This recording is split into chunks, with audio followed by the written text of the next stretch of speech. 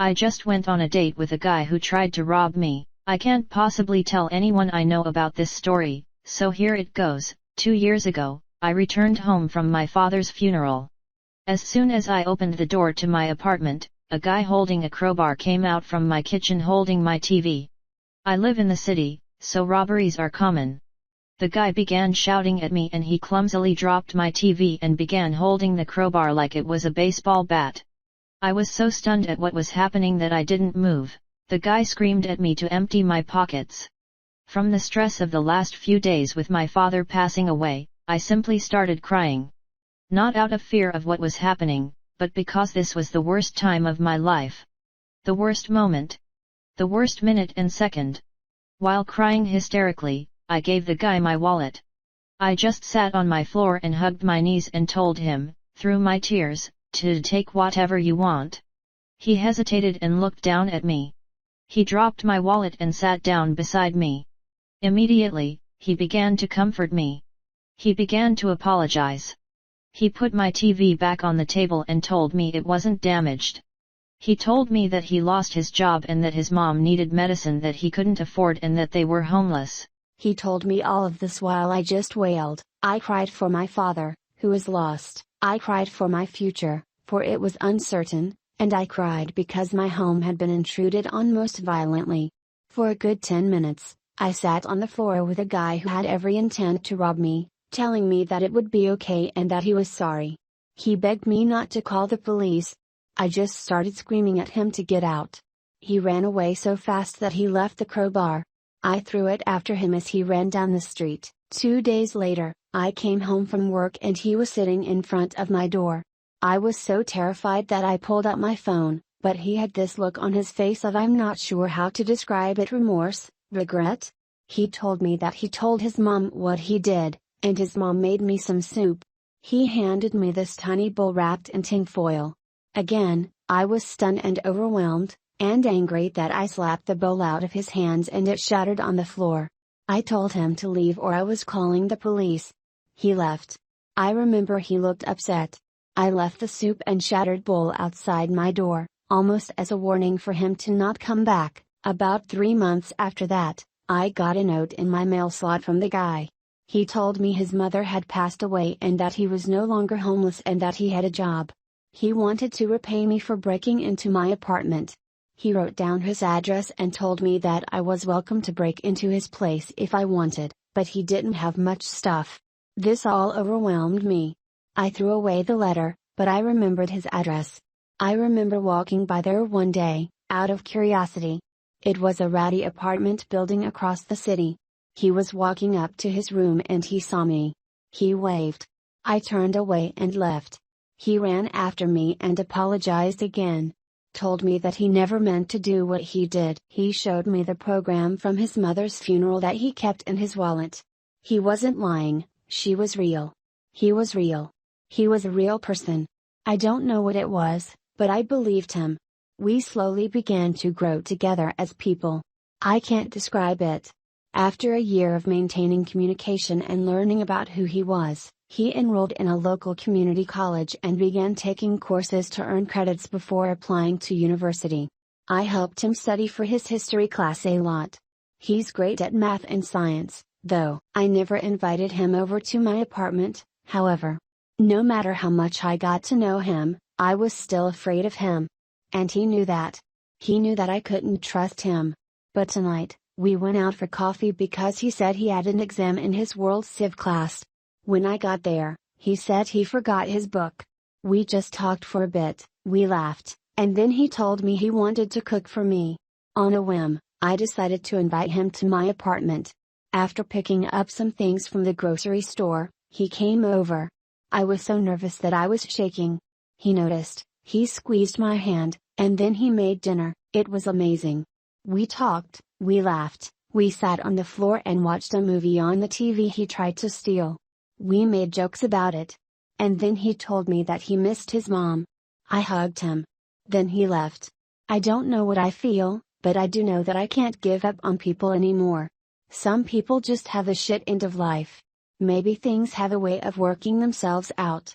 And I miss my dad, too. Edit I am beside myself to log on this morning and see this at the top of this page. I have been a Redditor for a few years but never thought this would happen. Also, to those of you who are messaging, commenting to confirm the validity of this, I guess it never occurred to me when I wrote this that it sounded so ridiculous. It does. I don't blame you for saying it's false, but it's real. He's real. I'm real. It all happened, is happening currently. Thank you to all who have messaged me and commented. And thank you to the 2 people that gave me gold. This is just insane to me. I'm so grateful, so very grateful. Edit 2. Sorry for neglecting this. Today has been insane with work and hosting a friend's bridal shower. I want to clarify a few things about this because I am getting a lot of messages about a lot of different things. People are saying that I am being too trusting of him after what happened. You're right, I suppose. I mean, I live in the heart of one of the most dangerous cities. My friend was robbed just a few years ago and was physically injured as a result of it. Some trusting him did not constitute me hugging him after he broke in. It was much, much more than that. My dad died of a brain aneurysm in March 2013. He passed away peacefully in his sleep. The thing about my dad, though, was that he was the most generous, kindest man in this world. I know people like to say that about their parents, but it's true about my dad.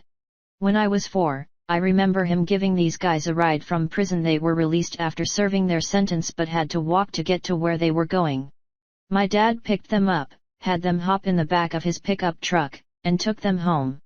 He put his life, and mine, at the hands of these people who could have hurt us. They didn't, thank God. My dad taught me to be selfless and understanding of the world and people, and I loved him for that. But when I lost him, it shattered me and turned me into an entirely different person. After my dad died, I became severely depressed and angry. I was angry at everything. I had to take a leave from my job. I teach 2nd grade. All day, I would lay in bed and think about how much I hated God or whatever higher power for taking my dad away. Nothing seemed worth it. After the guy my friend broke into my apartment, I hated him for a while. I hated my dad for making me so trusting, because I didn't call the cops on the guy. I hated my dad for dying. I hated him for being so incredibly compassionate and better than me. I hated myself for being vulnerable. I just hated everything. The guy who tried to rob me is a person. And of course, I constantly ask myself when I'm with him, what happens if he tries to hurt me? Or rob me again? But the thing about him is that he knows I'm thinking this, and he constantly tries to reassure me. We have grown together as people, as I said. There are a whole 2 years that I didn't post in this recounting because it would be like a novel-length post. Do I like him? I don't think so. I don't think he likes me. I think we both understand, respect, and honor each other for our mutual struggles. We're proud of each other, and we're both guilty of things. I for shutting out my friends, family, and students and becoming an awful person after I lost my dad, and him for going to incredible lengths to try and save his mother from experiencing incredible agony in her final moments. I intend to show him this post. I want him to know. He doesn't have a computer or internet, but I think he'll find this humorous. His story is not mine to tell, how his mother died is not my story to tell, what exactly drove him to pry open my front door with a crowbar is not for me to tell, what happened to his family is not for me to tell. But what is for me to tell is that he is a human, he is flawed, God, he's so flawed. But after knowing him, and learning about his life, about his childhood and the tiny little child who used to be so passionate about school and learning as he was, as he told me, I know that he has his story. I have my story. You have yours. And although I think it is irrelevant, the thought of even dating after the last few years hasn't crossed my mind. Was I involved in relationships before my dad's passing? Yes. One was long-term and had a foreseeable end with an engagement, but things happen. Life happens. I'm meeting with him tomorrow at his work, while he's on break, to give him some old study materials that I have from a literature class I took in college. It's all so normal, and I'm not afraid. My dad was never afraid, so I shouldn't have to be. I choose not to be. Hey. So I posted a couple of days ago about how I went on a date with this guy who tried to rob me. This is just a quick follow-up. Nothing major. Last night, I showed him the post and some of the comments from you guys. He was a little apprehensive about this place, and the fact that I had shared this with the entire world. But the comments made him so happy. He wanted me to thank you all, and I tried to get him to make a post of his own, but he thinks it's too weird. Plus, he considers himself a bad speller. I just wanted to update everyone with this little unimportant tidbit. My dad's birthday is in a few weeks. I always have to prepare myself for it year-round. But this year is different, because I know I have people to support me. Especially a close, new friend, who came I'd like to say out of nowhere, but he just came out of my kitchen holding a crowbar. One more thing, when I showed him the post, he looked up at me and went, "Wait, it was a date." And I got so embarrassed. Then he laughed and told me that he was relieved because he thought it was a date. We haven't talked about anything else along the lines of dating in the future. I just wanted to extend my gratitude, my thanks, and my love as well as his to you all. Thank you, thank you. I've been trying to write this for the past 3 months, but I always kept getting busy. I truly don't know what to say because so much has happened in the 6 months since I wrote all this down for the first time. I want to say this for me, to get this off my chest. I cared about him. I cared for him. I did, I can't deny that. In January, right after the new year started, I got a phone call at 2:30 in the morning from him. He was in jail. He and 2 of his friends were arrested for public intoxication and possession of drug paraphernalia. He wanted me to bail him out. I'm a teacher living on a teacher's salary. I said no, I couldn't. This is when things fell apart. Before then, he and I had been incredibly close. We spent Christmas together. I didn't have enough money for a plane ticket home, so I stayed in the city. He came over, and we cooked and watched movies. Before Christmas, we spent Thanksgiving together. I helped him study. I helped him get his finances in order. He had no idea how to do taxes and how to do all of the adult stuff, as he said. But I noticed I started doing things I didn't normally do. He would come over in the middle of the night, visibly panicked, and ask if he could stay with me. I let him, no questions asked. I stopped asking questions because I wanted to believe that he was good and everything was fine. He started asking me that if others asked about him if I would lie and say I didn't know him. This scared me, but I assumed it was about work stuff. I wanted it to be his work stuff. He was released from jail about a week later. He didn't talk to me. I called his apartment. Nothing. I came home from work one day and a woman was waiting outside my door. She appeared disheveled. She was wearing a tank top and flip-flops in mid-January in the Northeast. It was cold. When I tried to key into my apartment, she started verbally attacking me. She told me to stay away from him. Like she owned him. She told me that she knew what I did to him. And that I would get what's coming. She left. I was scared out of my mind.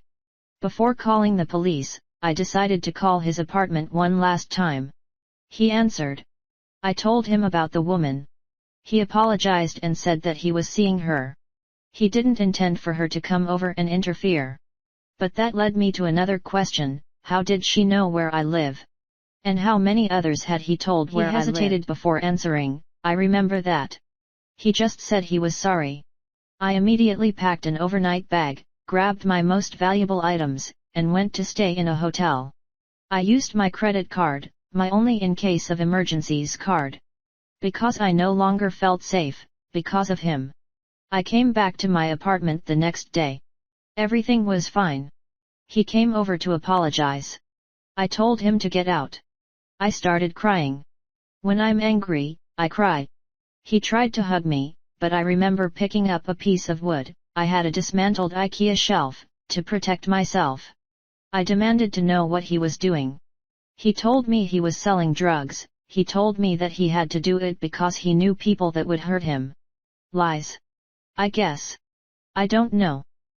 I told him to get out, never want to see him again. Etc. etc. He got angry and threatened to come back with his friends. I was racked with guilt for trusting him. He apologized again and said he was sorry. I was questioning everything about him. I pushed him out. Locked the door. The teaching program I'm a part of rotates teachers in and out of schools across the country. Last year I put in a request to move across the country to be closer to home. 2 weeks after this encounter with him, I found out that my request was accepted and I was set to leave in March. My apartment was broken into and vandalized in early February. At night, he would come and knock on my door. I would call the police but he would always leave before they got there. His guys started harassing me. Nothing was ever stolen, just broken. They broke a glass bottle my dad made for me when I was 6. He knew how much that meant to me. It was shattered. The week before I left, I saw him outside my building. I called the police. He was walking over to me, and I remember having this fiery rage in me. It was this impassioned, red, angry heat that washed over me and I took my keys, which are on a lanyard, and I just started hitting him. I ended up cracking his eye socket. When the police questioned him, they realized he was the one that was harassing me. He was wanted for a myriad of other charges. After he fell, after I cracked his eye socket with my keys, I started kicking him. I wanted him to die. I did. Then I thought about what my dad would think. But then I realized I'm not my dad. I will never be him. I'm different. This is different. People are different. Not all of them are good. But some of them are. I am good. I am a good person. Right now I'm sitting in my new apartment in a brand new city. It's warm. Rent is cheaper. I live in a neighborhood of old people. They're nice. They love that I teach kids. It makes them feel safe, I guess. Some days I leave my front door open and let in a breeze. I'm never afraid. The beach is a 7-minute walk, I've timed it, from my back door. I'm happy. So I'm putting this to rest. It's done. It's over. I'm tired. I'm posting this and not checking back anymore. I just wanted to tell someone, because no one in my personal life even knew this was happening.